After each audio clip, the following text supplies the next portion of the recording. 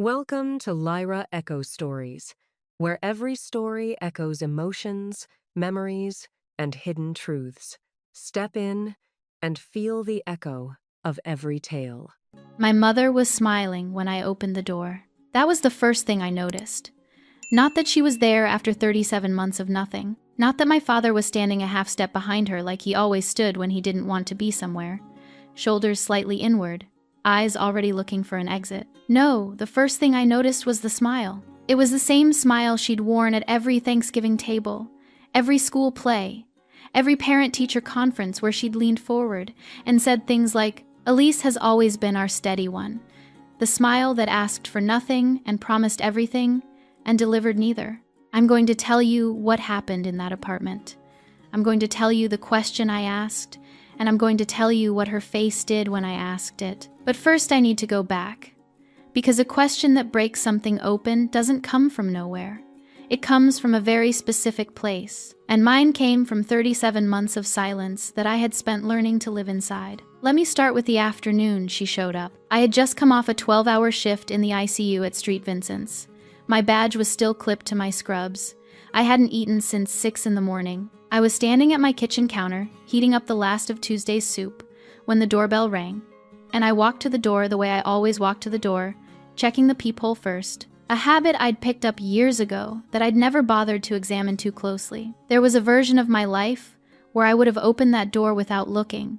That version of me no longer existed. I looked through the peephole. My mother was standing in the hallway outside my apartment with a canvas tote bag over one arm and the kind of expression that people wear when they're about to ask for something they've already decided they deserve. I know that expression. I've seen it on patients' family members who show up after years of absence and expect the nursing staff to brief them like they're the ones who've been there every day. The expression of someone arriving late who still expects a good seat. I stood at the door for a long moment. My hand was on the knob. The soup was still on the stove. Then I counted to 10, which is something I'd learned to do in nursing school for a different reason entirely, and I opened the door. Elise. My mother said my name the way you say the name of a city you haven't visited in a long time. Familiar. Slightly foreign. Carrying some old version of itself that may no longer exist. She stepped forward, and for one suspended second I thought she might hug me. She didn't. She moved past me into the apartment, looking around with the particular alertness of someone cataloging the room. "It's nice," she said. "It's really nice, Elise." That was the first thing she said to me after 37 months. Not, "I'm sorry." Not, "I've been thinking about you." Not, "Can we sit down and talk about what happened?" The first thing was an appraisal of my square footage. My father followed her in. Frank Bellamy had the look of a man who had long ago surrendered the responsibility of having opinions. He nodded at me once, a single downward motion, and then he found the armchair nearest the window and sat down in it like he was lowering himself into a foxhole. I closed the door. I didn't offer them coffee. I didn't ask how the drive was. I went to the kitchen and turned off the stove, and then I stood there for a moment with my hands flat on the counter, looking at the single bowl I'd set out. Just one. The muscle memory of living alone, which I had now been doing long enough that it no longer required any thought at all. One bowl. One mug. One set of footsteps in the apartment in the morning. I'd built a life that fit exactly one person, and it fit well, and I was not going to apologize for that. I picked up my water glass and walked back to the living room. My mother had arranged herself on the sofa, with the tote bag set neatly beside her, hands folded in her lap. She had the posture of a woman preparing to speak at a meeting she has already decided the outcome of. "We need to talk to you about something," she said. I sat down across from her. I didn't say anything. "You know Amber's birthday is coming up." She paused, a brief flicker, as if considering whether to preface this differently. She decided not to. "She's been going through a really wonderful period in her life, and we thought your father and I thought that we'd like to do something significant for her. Something she'll always remember." Amber. My younger sister, 27 years old, who had been living in a way that could most charitably be described as generously supported. I knew the outline of Amber's life, the way you know the outline of a story you've been told about but never witnessed directly. The apartment downtown, the vacations, The car that appeared last spring in her Instagram photos with the caption that read like a thank you speech. I had not spoken to Amber in the same 37 months I had not spoken to my parents. This was not a coincidence. I had simply understood at a certain point that the distance was not something that had happened to me, but something that had been arranged for me, and that the arrangement included all of them. We were thinking, my mother continued, and her voice was still warm, still carrying that Thanksgiving table smoothness, $50,000, to help her really celebrate this chapter. You've always been the responsible one, Elise. You've always been so good with money, so stable. We thought you might be able to contribute. The room was quiet. Outside my window, 3 floors down, someone was dragging a recycling bin across the parking lot. A car passed. A dog, somewhere below, barked once and stopped. I got up from my chair. I went to the kitchen and poured myself a glass of water, though I wasn't thirsty, and I stood at the sink for a moment looking at the parking lot through the window above it. The afternoon light was doing something particular to the pavement, flattening it, washing out the color. I thought about the 12-hour shift I'd just come off. The woman in bed 7 who had looked at me this morning with eyes that were asking a question her family hadn't been able to ask for themselves. I thought about the drive home, the 15 minutes of radio before I turned it off because the quiet was better. There was something I needed to know before I said anything. So I went back to the living room. I sat down. I looked at my mother. And I asked, but to understand what I asked, and why it ended the way it ended. Why my mother's face did what it did, and why the 3 of us sat in silence for a long moment that felt like a building settling. You need to understand what happened in the 37 months before that afternoon. You need to understand what silence actually sounds like when you live inside it. You need to understand a man named Calvin Bellamy, who lived in room 14 of Sunrise Pines and played chess badly, and never once made me a promise he didn't keep. Not because he made many promises, but because he made almost none at all. Let me take you back to the beginning. Let me tell you about 37 months. The last real conversation I had with my mother before that Saturday afternoon was at a wedding. Not my wedding, a friend's Dana, who I'd known since nursing school, who had rented out a vineyard 2 hours outside of Carver Falls and filled it with people she loved. My parents were there because Dana's mother and my mother had been in the same book club for 11 years. I remember thinking, when I saw them across the venue, that it was strange how a person can exist comfortably in every part of your life, except the parts that actually matter. My mother found me near the appetizer table between the ceremony and the reception. She was wearing a blue dress that she'd had for years, and always brought out for occasions she'd already decided the correct feeling for. She looked at what I was wearing, a green dress I'd bought specifically for that day, one I'd been happy about when I looked in the mirror that morning, and she said, loudly enough for the 2 women standing beside us to hear, "That color's interesting on you, Elise. It takes someone confident to wear something like that." There was a pause that belonged to everyone in earshot. I smiled. I said thank you. I moved to the other side of the table. That was not the moment things broke. Things had been breaking for a long time. But that was the moment I stopped reaching across the gap. Because I understood finally that reaching was not something she would ever do from her side. And I was too tired to keep covering the distance alone. I had been covering that distance for as long as I could remember, filling the silences, smoothing the edges, translating my mother's particular brand of observation into something I could accept without losing the thread of loving her. I was good at it. I had practiced it for 30 years, but you can only practice something for so long before the effort starts costing you more than the outcome is worth. I went home that night and I turned off my phone. 3 months passed. Not dramatically. That is the part people always misunderstand about this kind of silence. They imagine it as a sharp thing, an event, a door slamming. But it wasn't like that. It was more like a room slowly losing heat. You don't notice it at first. You pull on a sweater, then another, and then one day you realize you can see your breath. And you understand that the furnace has been out for a very long time. My mother did not call. My father did not call. I went to work. I did 12-hour shifts in the ICU, and I drove home, and I made dinner for one, and I called Dana on Sundays, and I paid my bills, and I ran the dishwasher, and I did all the ordinary things that constitute a life. The silence from my family was a presence in that life. The way an empty chair at a table is a presence. You don't stop noticing it. You just learn to set the table around it. The hardest part was not the big occasions. I had braced for those my birthday in March, which passed with a notification from a pizza chain, but nothing from anyone named Bellamy. Thanksgiving, which I spent with Dana and her husband in their apartment eating takeout Thai food because neither of us felt like cooking, and which was actually a very good evening, and which I felt obscurely guilty about enjoying as much as I did.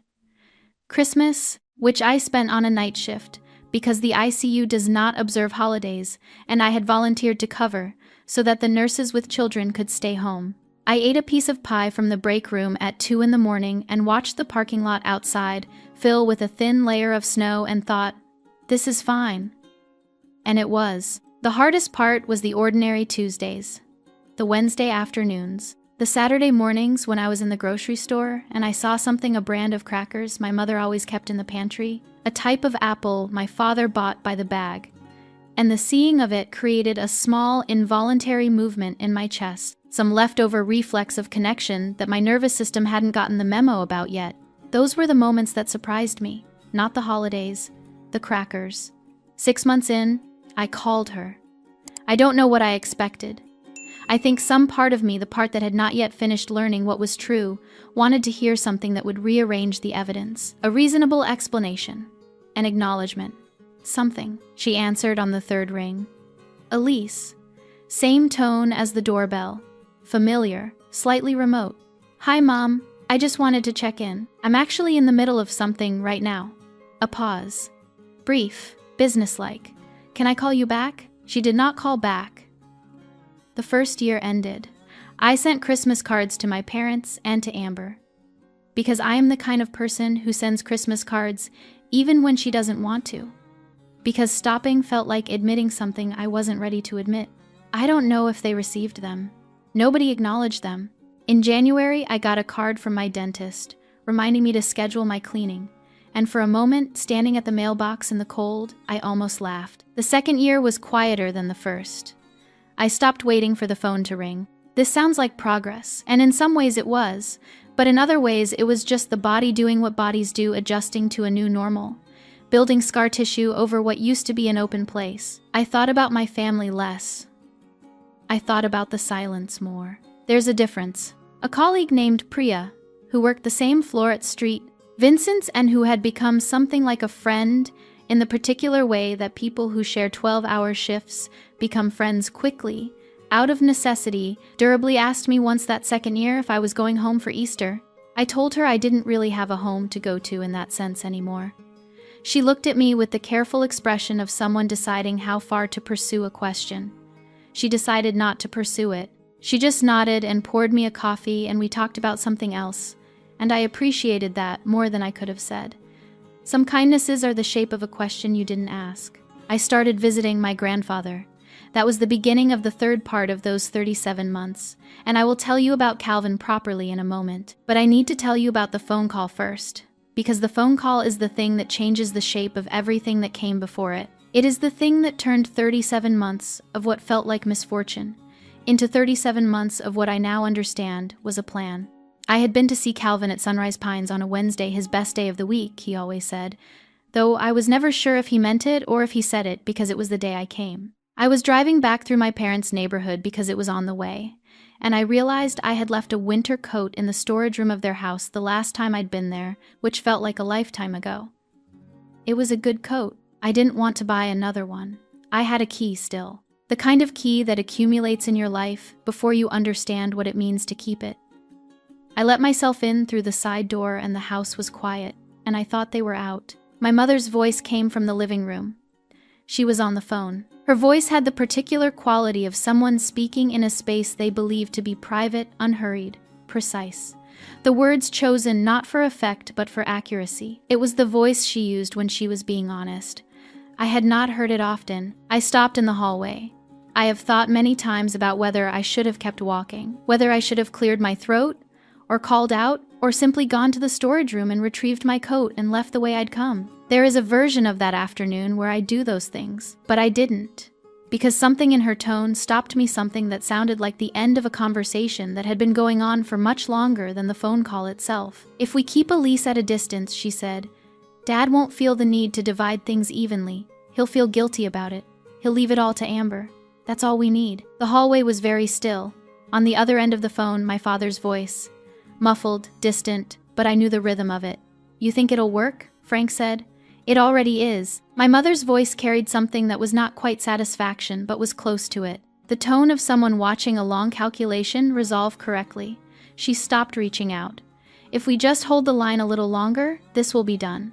I stood in the hallway of the house I had grown up in. I looked at the wallpaper on the left side of the hallway, the same wallpaper that had been there since I was 7 years old, a narrow stripe pattern in cream and dark green that I had always found faintly nautical. I had stared at that wallpaper through many difficult conversations in that house, many moments when I needed something still and constant to look at.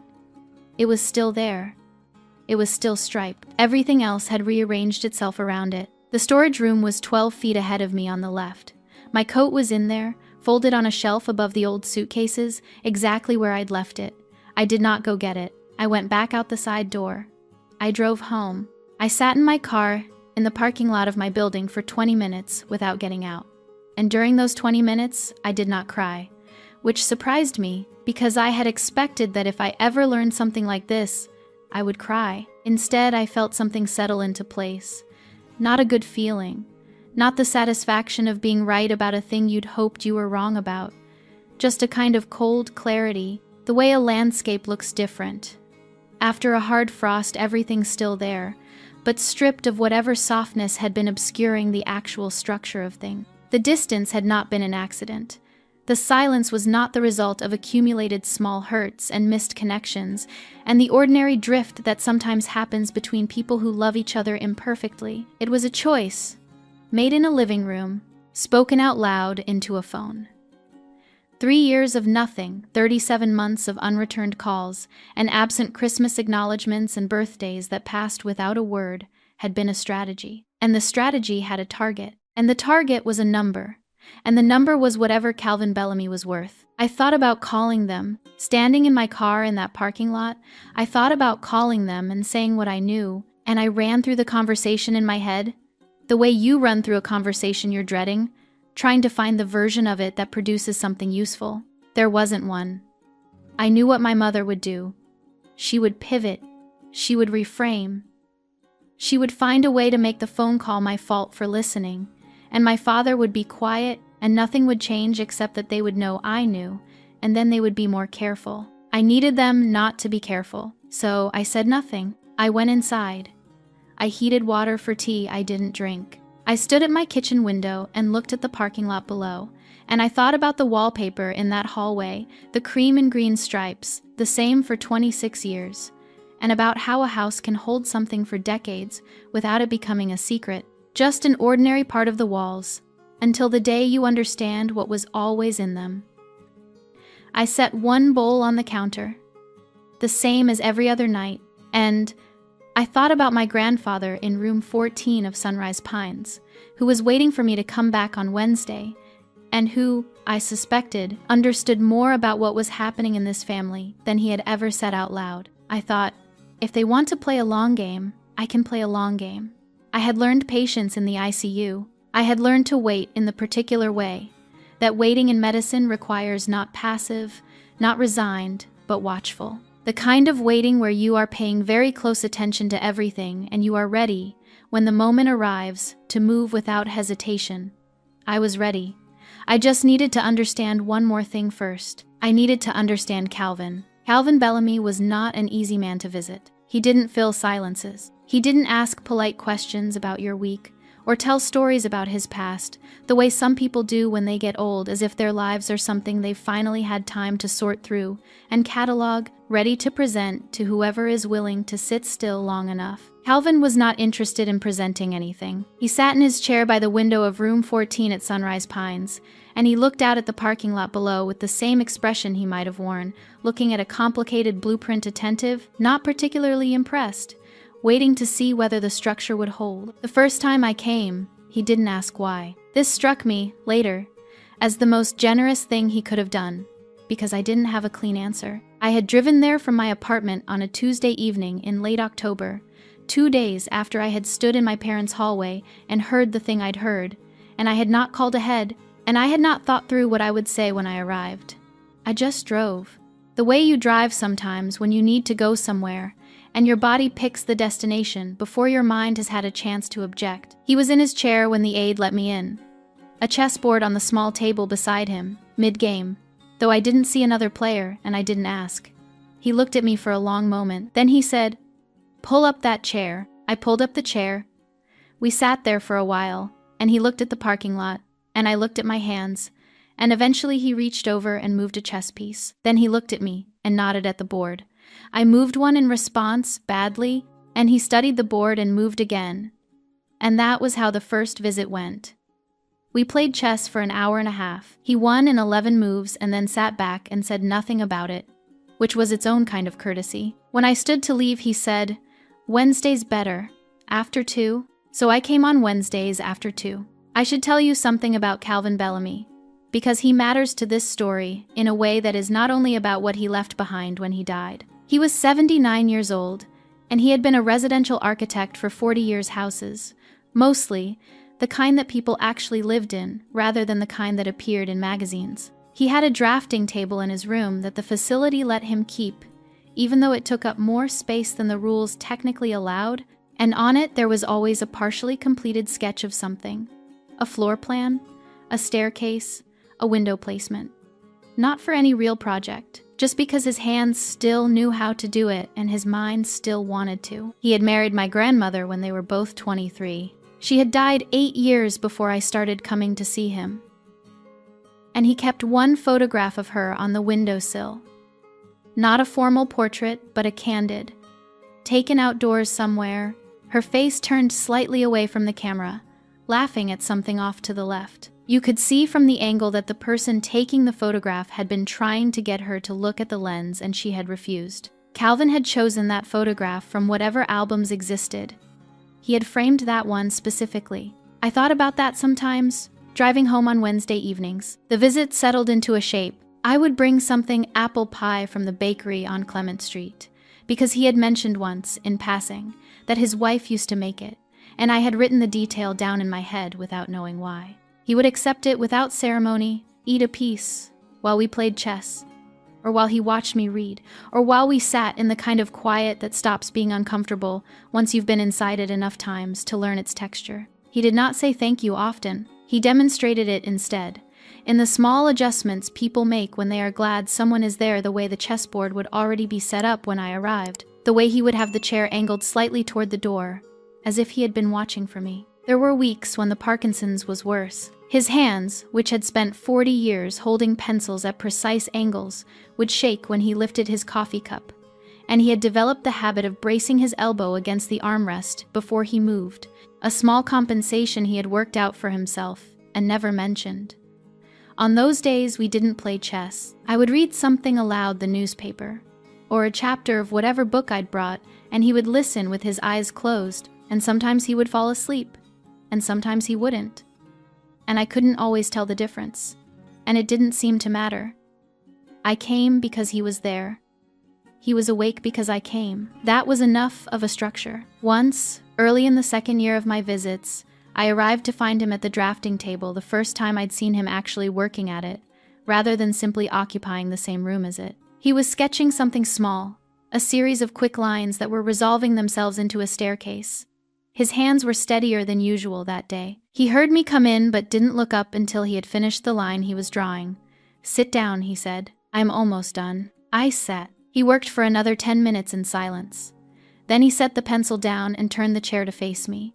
"I designed 42 houses," he said, without preamble, the way he said most things. "I remember all of them. Not the clients. The houses." He paused. "The houses are still standing. The clients come and go." I didn't say anything. I had learned by then that he rarely offered something like that as an invitation for a response. He was more likely offering it as a starting point for something he was working through himself. "A house is the only thing you build," he continued, "where the people inside it change the thing more than you did. You draw the walls. They decide what the walls mean." He picked up the pencil again and turned it over in his fingers, the old draftsman's habit. That's either humbling or reassuring, depending on the day. He didn't say which kind of day it was. He went back to his sketch. I sat with what he'd said, and I thought about the wallpaper in my parents' hallway, and I didn't share any of that with him. But I think we both understood we were talking about the same thing. I noticed, in those first months, that no one else came. This is not entirely true. A facility like Sunrise Pines has staff who are skilled at the particular work of being present for people whose families are absent, and they were good at their jobs. There were activities on a board in the hallway. There were other residents on the floor. But from my grandfather's family, his son, his daughter-in-law, his younger granddaughter, there was nothing. Amber came once. I was told by the aide named Keisha, who had worked the morning shift for 3 years, and who had a plain-spoken directness I admired, and she'd brought flowers and taken a photograph and posted it somewhere online, and not returned. This was in the first year of the 37 months. After that, nothing. Your grandfather always knows it's Wednesday, Keisha told me one afternoon, straightening the blanket on the end of Calvin's bed while he and I played chess. He starts looking at the clock around 1:30. She said it the way a person says something they've decided you should know, without making it into a statement about anyone who wasn't there. I didn't respond. I moved my bishop. Calvin took it immediately. My grandfather never mentioned the absences. Not once, in all the Wednesdays we sat together, did he say anything about my parents, or Amber, or the general shape of what had happened to his family. He was not the kind of man who spoke about things he had already made a decision about. But there were moments, small ones, the kind that accumulate into something larger only when you look back at them from a distance. He asked me once, without preamble, whether I owned my apartment or rented, and when I told him I rented, he nodded slowly, as if confirming something he'd already calculated. He asked me, on a different occasion, what I would do with a house if I had one, not a hypothetical investment property, but a specific question. A real house, what would I actually do with it? I told him I would fix the kitchen first. He nodded again. He didn't explain why he'd ask. Another time, I arrived to find him with a legal pad on the drafting table, writing something in his careful architect's handwriting, and he closed the pad when I came in. Not quickly, not guiltily, just the way you close a notebook when you're done with a thought and it doesn't need an audience. I didn't ask what it was. I understand now what it was. The last real conversation I had with Calvin was 6 weeks before he died. He had been declining. The Parkinson's was moving faster than the previous year, and his heart was doing things that the doctors were watching carefully and explaining with measured optimism, which is the medical community's particular way of saying they cannot promise anything. I sat with him for 3 hours that Wednesday. We didn't play chess. We didn't really talk much either. I read a section of a book I'd brought while he looked out the window, and at some point the afternoon light shifted and the room went a different color, and he turned from the window and looked at me for a long moment. "You know what your parents did," he said. It wasn't a question. I put the book down. I looked at him. "Yes," I said. He held my gaze for a moment longer. Then he looked back at the window. "I know too," he said. "I've known for a long time." A pause. The particular pause of a man who has had a conversation going in his head for months and is now deciding how much of it to speak aloud. "You remind me that not everyone in this family forgot how to be decent. That was all." He did not say anything else about it. He did not name them. He did not explain what he meant by forgot, though I understood exactly what he meant by it. He did not tell me what he was going to do, and I did not ask, because there was something about the way he said it that was complete in itself, not a beginning, not a promise, just an observation. The kind of thing you say when you want someone to know that you saw them, that you saw what was real and you remembered it, even when other people chose not to. I drove home that night and I sat in my car again in the parking lot, but this time I didn't sit for 20 minutes. I sat for 5, and then I went inside and I made dinner, and I got up the next morning and went to work, because that is what you do when someone has given you something that doesn't require a response. You carry it carefully and you keep going. He died on a Thursday night, 6 weeks later. It was Keisha who called me. She had my number because I was listed as the emergency contact. I want to be precise about that. I was listed as Calvin Bellamy's emergency contact, not my father, who was his son, not my mother, who had been his daughter-in-law for 35 years, not Amber, who had brought flowers once and taken a photograph. Calvin had filled out a form at some point in the past. I don't know when. I don't know what was in his head when he did it, and he had written my name in the box that asked who to call. Keisha's voice was gentle. She told me it had been peaceful. She told me he had not been alone, that someone from the night staff had been with him. She said she was sorry. I thanked her and I sat in the dark of my bedroom for a while, and I thought about a chessboard set up and waiting by a chair near a window, and a photograph of a woman laughing at something off to the left, and the question of what I would do with a house if I had one. I would fix the kitchen first. I still meant that. And then, 3 weeks after my grandfather died, on a Saturday afternoon in October, when I had just come off a 12-hour shift and was standing at my kitchen counter heating up soup, my doorbell rang, and I walked to the door, and I looked through the peephole, and I saw my mother standing in the hallway with her canvas tote bag and her Thanksgiving smile, and I counted to 10, and I opened the door. You already know what she asked for. Now I need to tell you what happened next. Part 4. One question. I came back to the living room with my water glass, and I sat down across from my mother. She had been talking while I was in the kitchen. I caught the tail end of it, something about how Amber had worked so hard this year, how she was finally coming into her own, how this birthday could be the kind of thing a person looks back on as a turning point. Patricia Bellamy was very good at constructing a narrative around whatever she needed. It was one of her genuine gifts. She could make a request sound like an opportunity. She could make an extraction sound like a gift. My father had not moved from the armchair. He was looking at the window. Outside, the afternoon was getting thinner. I set my water glass on the coffee table and I looked at my mother. She was still talking. The number had already been said, $50,000, but she had moved past it now into the surrounding architecture of the ask, the scaffolding of reasons designed to make the number seem reasonable, even natural. I listened to her build it. I was very calm.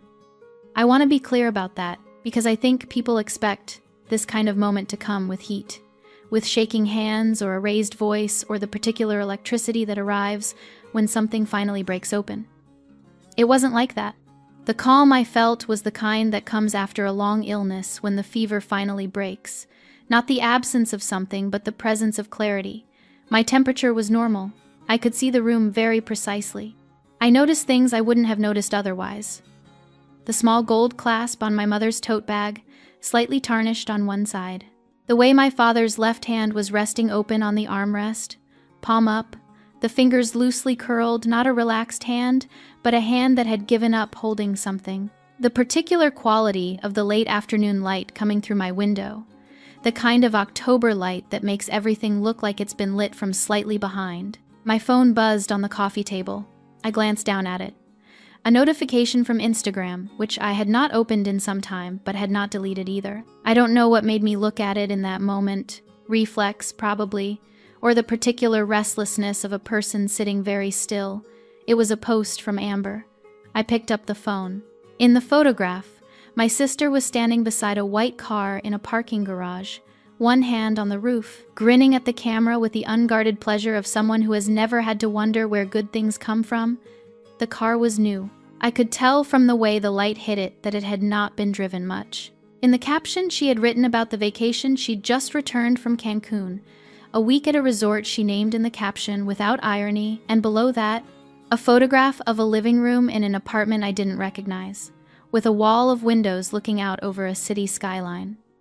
New apartment. Below that, the words that my mother was still speaking somewhere at the edge of my hearing, blessed by the best parents ever. Couldn't do any of this without them. The timestamp read, 3 hours ago. Ow. Ow. Ow. Ow. 3 hours ago, while my parents were driving to my apartment, I put the phone down on the coffee table. Face up, screen facing the ceiling, perfectly visible to anyone seated across from me. I did not point at it.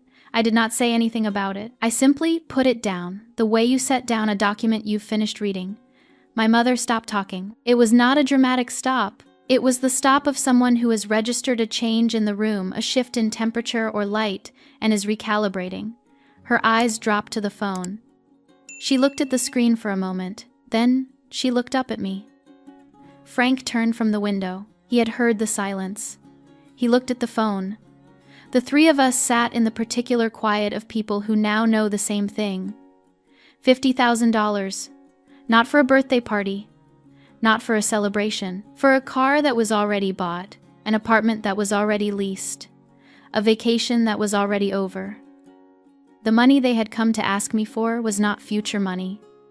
It was the accounting for things that had already happened. And the things that had already happened were in a photograph my sister had posted 3 hours ago, without knowing anyone was sitting in her older sister's living room asking for it. I looked at my mother. "Did you know," I said, "that I heard that phone call?" She went very still. "The one you made to Dad." I kept my voice exactly where it was. Level, unhurried. The voice I use in the ICU when I am explaining something important to a family member who does not want to hear it but needs to, about keeping me at a distance, about Grandpa's will, about Amber. I paused. I was in the hallway. I had come to get my coat. You didn't know I was there. The room was quiet. Outside, the same sounds as before: parking lot, traffic, a dog somewhere below going through its last round of the day. The ordinary world continuing. My mother opened her mouth. She closed it. Frank was looking at his hands. He had folded them in his lap at some point without me noticing, and he was looking at them as if they were something he'd been asked to hold and wasn't sure he wanted. I thought about all the moments in my life when I had waited for my father to say something, to weigh in, to take a position, to be that Esme that ecstatic beyond physical occupation of a chair. This was another one of those moments. He looked at his hands. He said nothing. My mother's face moved through several things quickly. I watched it happen. The first was a flash of something that might have been, in a different person, shame, but in her, it resolved almost immediately into the next thing, which was calculation. She was looking for the pivot. I could see her looking for it, the way you can see someone scanning a room for an exit. She was trying to find the version of this moment that she could reshape, the framing that would make what I'd said into something other than what it was. There wasn't one. She knew it. The phone was on the table. I waited. I was not waiting for an apology. I had not been waiting for one for some time. I was waiting because I had asked a question, and the asking of it was enough, because the question itself had done what I needed it to do, which was to let her know exactly what I knew, and to let her know I had known it for 2 years, and to let her see what that meant now. In this room, with the phone on the table between us and the photograph of my sister's new car still on the screen, Patricia Bellamy was a woman who had spent her life making things make sense. Not in the way that honest people make sense of things by acknowledging what is true and working from there, but in the way that skilled reframers do, by constructing an alternative explanation that fits all the same facts into a different shape. I had watched her do it my whole life. She was very good at it. It was how she had explained away the wedding comment. It was how she had explained away the unreturned phone call. It was how she had, presumably, explained away 37 months of deliberate silence to herself every day she went about her life. She was trying to do it now. I could see it. The small movements of her face as the machinery of it engaged, looking for the pivot, the reframe, the version of this moment that she could offer me, that would require me to accept a different meaning. There wasn't one. The phone was on the table. Amber's photograph was on the phone. My question was in the air, and whatever my mother found when she looked for the reframe, she could not find a way to offer it to me that I would have accepted, and some part of her knew that, and that was what changed her face. Not guilt, not remorse. Something smaller and more honest. Recognition. The recognition of a person who has been outmaneuvered not through cleverness, but through patience, which is a different thing entirely, and harder to defend against, because there is no countermove. You cannot outweight someone who has already waited. She stood up. "We should go," she said. Her voice was very steady. "I will give her that." She stood up, and she picked up her canvas tote bag, and she arranged the strap on her shoulder, and she looked at me for one moment, not long, not meeting my eyes fully, but looking in my direction, and then she walked to the door. Frank stood. He looked at me once. A long moment, and in it I thought I saw something that was not quite an apology, but was adjacent to one, the expression of a man who has known for a long time that he was on the wrong side of something, and has never found the words or the will to cross over. He didn't find them now either. He followed her. The door opened. The door closed. The sound of it was not dramatic. Doors in apartment buildings close with a kind of mechanical certainty, the latch engaging, the lock clicking into place. Ordinary, final. I sat in my living room. The phone was still on the table, screen dimming now, the photograph fading as the display timed out. I watched it go dark. I did not pick it up. I did not move for a while. I sat there in the quiet of the apartment, which was the same quiet it always was. The quiet of a space built for one person, and I let it settle around me. At some point, I got up and went to the kitchen and looked at the soup I had never eaten. It had gone cold on the stove. I turned the burner back on and stood there while it came back to temperature, and I thought about room 14 at Sunrise Pines and a chessboard set up by a window and a man who had written one name on a form. Mine. I thought about the legal pad he had closed when I walked in, the architect's handwriting on the page. That evening, around 9 o'clock, my phone lit up with a text from a number I recognized as Amber's. It said, "I just saw what Mom posted today. I had no idea they were going to ask you for that. I'm sorry." I read it. I set the phone face down on the nightstand. I didn't answer that night. There are things that take time to know how to respond to. That was one of them, I thought. I will know soon enough what the legal pad said. And I was right. But that is the last part of this story. And before I tell it to you, I need you to sit with this for a moment, with the image of two people walking out of my apartment and the quiet they left behind. Because the quiet was not empty. It was the first time in 37 months that I had been alone in a room and felt, entirely and without reservation, that the room was mine. Some things take a long time to become true. That one had been becoming true for 3 years. It was true now. The law office of Gerald Marsh was on the 4th floor of a building downtown that had the particular quality of spaces designed to discourage lingering low ceilings, chairs that were comfortable enough to sit in for an hour but no more, neutral art on the walls that asked nothing of you and gave nothing back. The carpet was gray. The reception desk was staffed by a woman who offered water in a tone that made clear the offer was procedural. I arrived 7 minutes early. My parents were already there. We did not speak in the waiting room. We did not acknowledge each other beyond the brief, involuntary eye contact that happens when people who know each other well enter the same space. My mother was wearing the blue dress again, the same one from Dana's wedding, which was either a coincidence or wasn't, and I found I didn't particularly care which. My father sat beside her with his hands folded in his lap, the same posture as the armchair in my living room 3 weeks earlier. Amber arrived 2 minutes after me, a little breathless, wearing a jacket she'd clearly put on in a hurry. She looked at me when she came in, and her face did something complicated. I gave her a small nod. She sat down across from our parents and did not look at her phone, which I suspected cost her something. Gerald Marsh was a compact man in his 60s who had clearly read the room before entering it, because he came in without preamble, thanked us all for coming, and set a folder on the table with the efficiency of someone who had done this many times and understood that efficiency was a form of mercy. Calvin Bellamy's estate, he said, is straightforward in its instructions. He updated this document 14 months ago and was very clear about his intentions.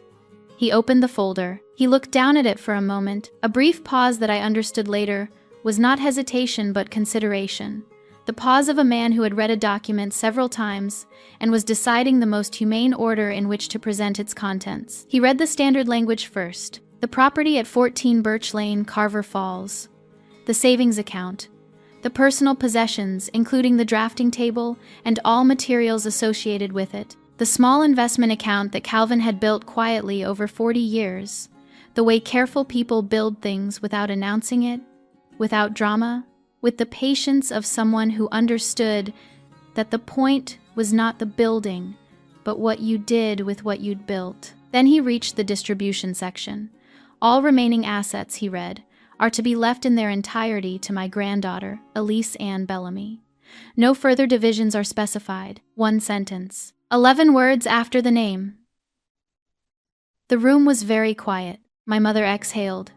It was not a sob, not a gasp, not anything with enough shape to be called a reaction. It was just air leaving her body, the particular sound of a person releasing something they had been holding for a long time and had just been told they would not get to keep. I had heard that sound before, in the ICU, at the end of long nights, from families who had been waiting for a different answer.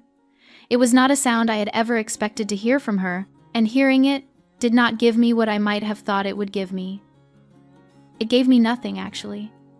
It was just a sound. Frank did not make a sound. He looked at the table. Amber looked at me, Her expression was the one I had been thinking about since her text message 3 weeks ago. The expression of someone who is trying to understand a situation that has been going on for longer than she knew, and that she had been, without her knowledge or consent, a prop in. She was not a villain in this story. I had understood that for some time.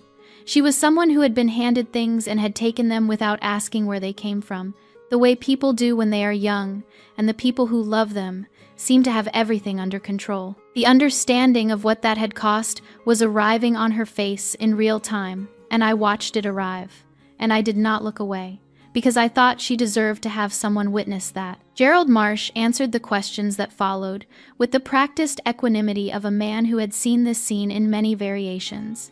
Yes, the document was legally sound. Yes, it had been updated within the past 2 years. No, there were no provisions for contest. He said these things gently but without hedging, which was the right approach. And then he gave us each a copy of the relevant sections and told us his office would be in touch regarding the practical steps. We filed out of the conference room in the order we had filed in, except that Amber stopped in the hallway and waited for me while our parents continued toward the elevator. She stood there with the slightly desperate air of someone who has something to say and isn't sure they have the right to say it. I really didn't know, she said, about any of it. The plan, the I, didn't know what they were doing. I looked at her. She was 27 years old, and she was telling the truth, which I believed and which did not resolve everything but resolved something.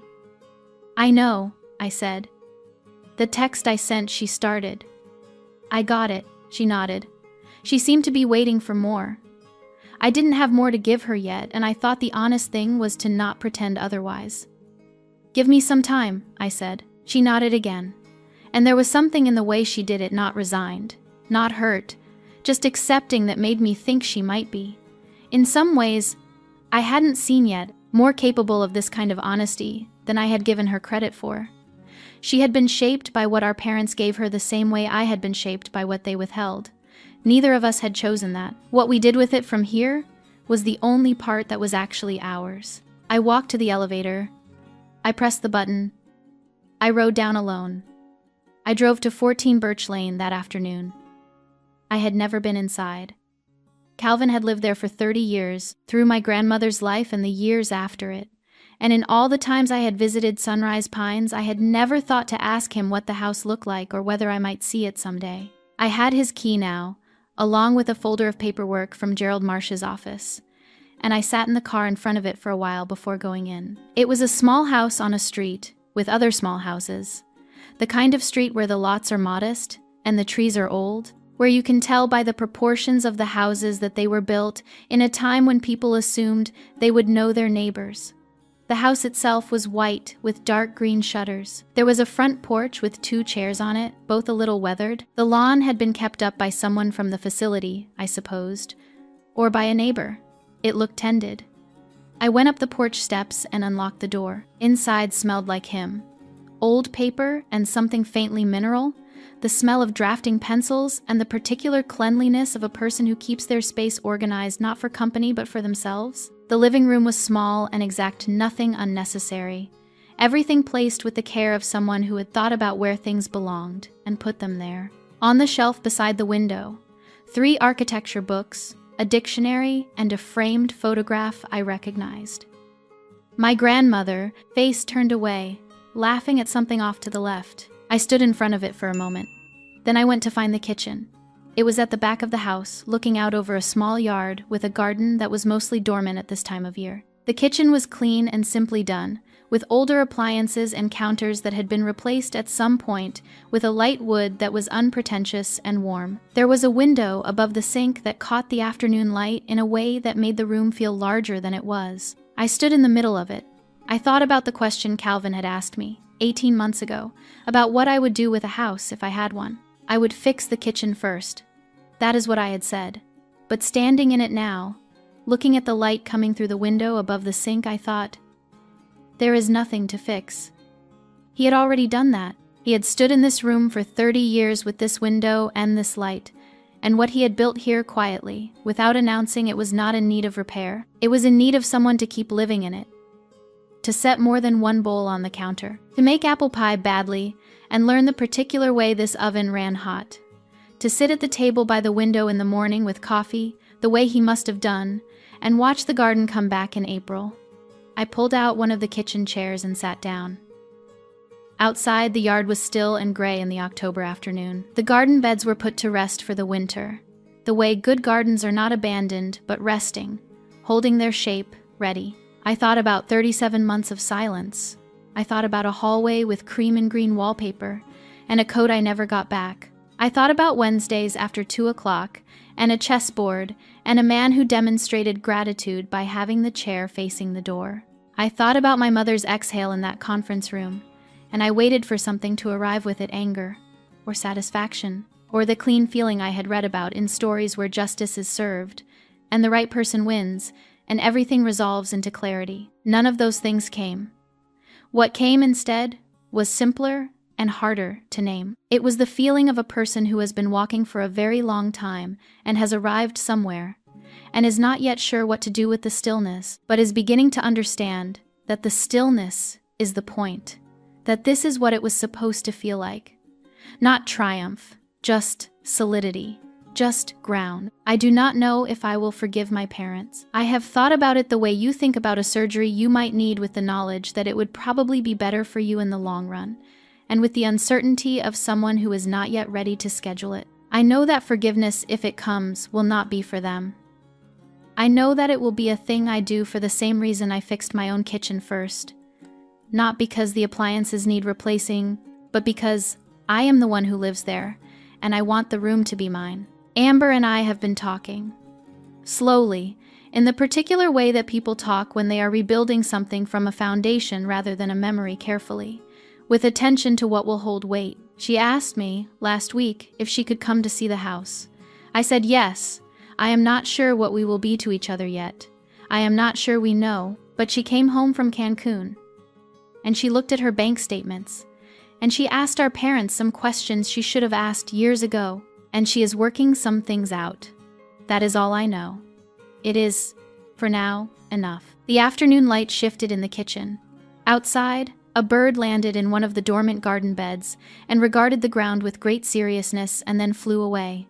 I stayed a while longer. Then I got up and I locked the door behind me, and I drove home to my apartment, which was small and quiet and mine, and I made dinner in it, and I set one bowl on the counter, and then I thought about it for a moment and got out a second one, because there was pie left over from the bakery on Clement Street, and it seemed like the right kind of evening for it. What do you think it costs to forgive someone who has never asked for it? Not for them, but for you. I've been sitting with that question in this kitchen for a while now. If you've ever had to answer it yourself, I'd really like to know what you found. I'll be reading every one. Here is what I want you to take from this story. When someone removes themselves from your life without explanation, your first instinct is to assume you did something wrong. You replay every conversation, every moment, looking for the thing you broke. But sometimes the silence has nothing to do with who you are. Sometimes it is a strategy, and you are simply the piece being moved off the board. The people who genuinely love you don't disappear when something more valuable comes along. They stay. They show up on Wednesdays. They write your name on a form when no one is watching. That is what loyalty actually looks like, not grand gestures, but consistent presence when there is nothing to gain from it. If someone in your life has gone quiet on you, ask yourself honestly, have they ever shown up when it cost them something? And if you're the one who drifted, what would it take for you to be the person who stays?